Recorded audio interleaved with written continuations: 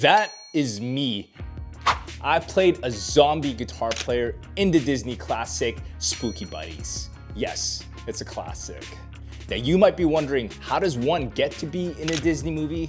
Well, in today's video, I'm gonna tell you exactly how I got into this movie, what my overall experience was, and more importantly, why I almost didn't do this movie.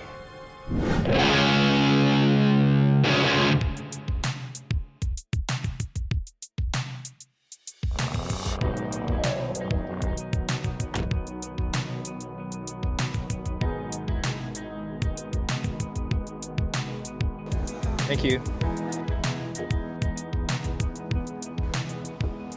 Back in 2011, my band Irreverence had just broken up, and I'll talk about this band in a later video. But basically at this point in my life, I was a little bit heartbroken from that breakup, and I was feeling lost because I wasn't doing anything with music and I was barely playing guitar at this point.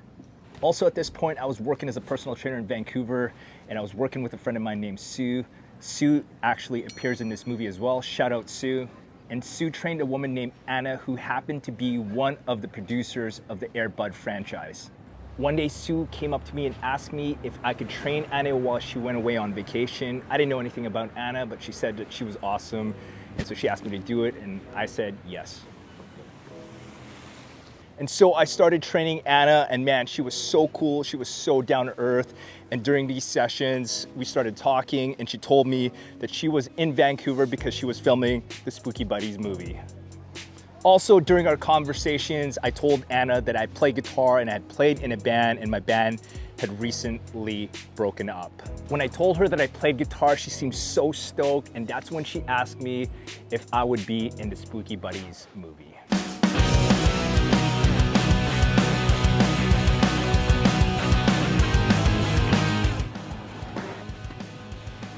Man, Fort Langley is such a cool little town. Check this out.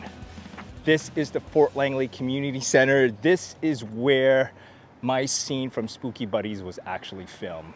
Man, I haven't been here in quite some time. It's such a trip. I had such good memories in this building. As I was saying, I almost said no to doing this movie, and the reason why is because I took myself way too seriously.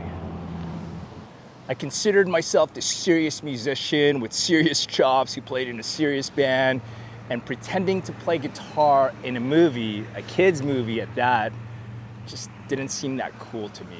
But boy, was I wrong. And then I started thinking about where I was at. I wasn't playing in a band, I wasn't playing any music. I don't think I was even playing that much guitar at that point in my life. I didn't know it at the time, but looking back, that band breakup was really affecting me. And so I said, fuck it, and I told Anna I was in, and it was one of the best decisions of my life. What was also super cool was not only my friend Sue was gonna be in this movie, but Anna asked me if I knew of any drummers, and I was able to bring my friend, my lifelong drummer, Brian Badd, on board, and so I got to do this movie with two of my friends. Let's go see if we can go inside this building.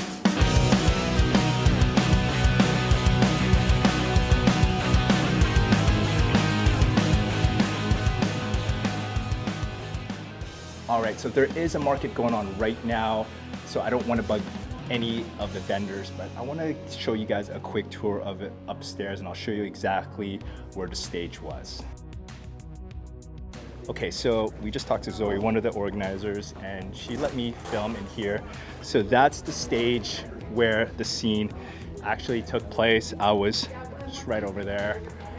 It's really cool to be in here. Thank you, appreciate that. So I didn't want to bug the vendors too much, but they gave me permission to just film the stage. I just wanted to see it. It's a lot smaller than I remember. On film, it just looks massive. Yeah, it's such a trip to see it.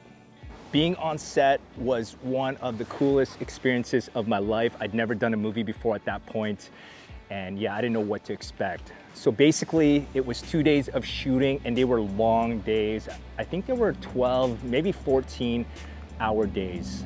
We had a call time of 6 a.m., so that means we had to be on location at 6. We were driving in from Vancouver, so I think we left at 5 a.m. I think we parked down the street and we had to take shuttles to the location. For us talents, they had a heated tent, which was huge, just in the back parking lot over here. And by 7 a.m. we had to be in makeup and costume, and I think that took about 2 hours. If you go take a look at my character, it was a lot of makeup actually. After makeup and costume, I had to talk to the prop manager, and I actually brought my Les Paul Studio, which you guys have seen before on this channel. I have a lot of videos. I'll post one of them right here. And also here, I brought my Miss Boogie triple rectifier, which is crazy. You have this metal amp for a kids movie and a 4x12 Marshall. Of course, I didn't use any of those for real. They were just props, but it's crazy to think that that's what I brought to the movie set. Now, the filming of the scene took about 6 hours of the 2-day period, which is crazy because we were here for, I think, roughly 24 to 26 hours, and we only filmed for maybe 6, and so that's like an eighth. Is that the right math? I'm not sure. Comment down below if it's not. So we used only about an eighth of the time we were here to film, which is probably pretty standard for all movies. The actual scene itself, we ran it through multiple times, different angles. We would run it through. The bass player that I was playing beside actually is one of the stars of the movie, so it was cool to do. And yeah, we just played the song for however long it took, maybe 10 takes each day or something like that. The really cool thing about this scene now that I watch back is that I still have that Les Paul.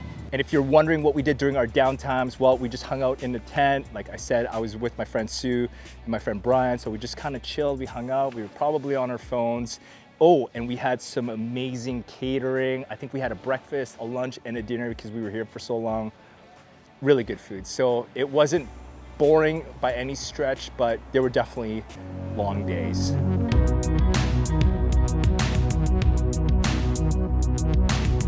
As I'm getting older, I feel like you have to take lessons from life experiences like this one. And with this movie, I learned 2 valuable lessons.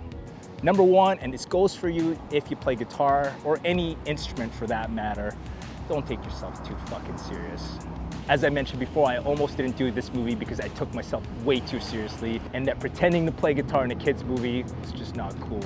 But I'm glad I realized that my logic was so flawed. So guys, don't take yourself too serious. We're just all out here playing guitar, being guitar nerds. You know, if you were Slash or Tom Morello or James Hetfield, maybe you can take yourself too seriously, but even them, I think they would be doing this movie.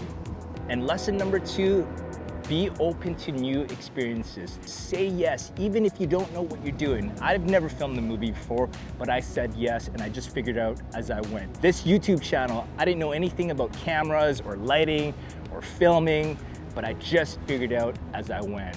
And the coolest thing about all of this, especially now that I have 2 kids, is that every year at this time, which is around Halloween time, I show them this movie and I show my kids just how cool their dad is. Just kidding.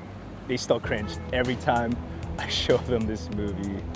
If you made it to the end of the video, I appreciate you guys so much. Please consider liking and subscribing. Hit that bell for notifications. I will see you guys in the next video. Pick up that guitar and let's go.